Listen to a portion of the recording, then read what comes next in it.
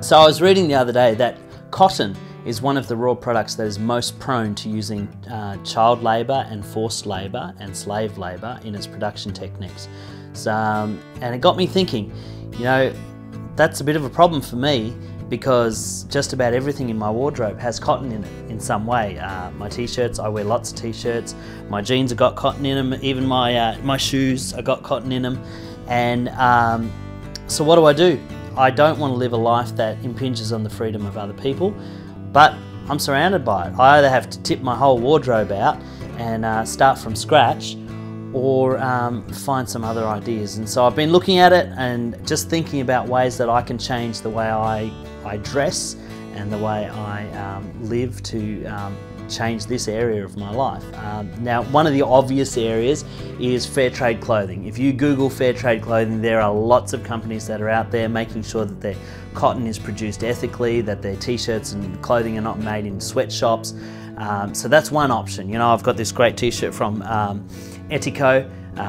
They do lots of really cool slogans and stuff, so if you're into that, there's other companies. If you don't want to be political about your clothes but you still want to make sure they're fair trade, there's other companies like Common Threads that do some great clothes as well. But what if you can't afford fair trade clothing? Because let's face it, sometimes fair trade clothing is not as cheap as the stuff that you get at Kmart or Big W, and it's not practical to tip out your whole cupboard and start from scratch.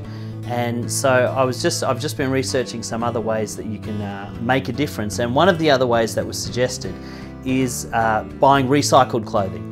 Now, at first that's got a bit of a cringe factor for some people, you know, going down to the op shop and buying their clothes.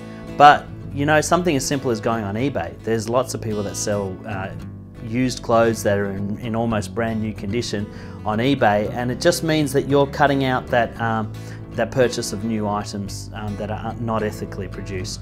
And something else that you can do to make a difference is, if you've got a favourite brand of clothing, you can actually find out whether they are producing their products ethically. You can go and ask them, you know, where are you sourcing your cotton from? You can go and find out what their manufacture techniques are. Write letters to them, because the more questions you ask of these big companies, the more responsibility they're going to feel for being transparent about their production methods.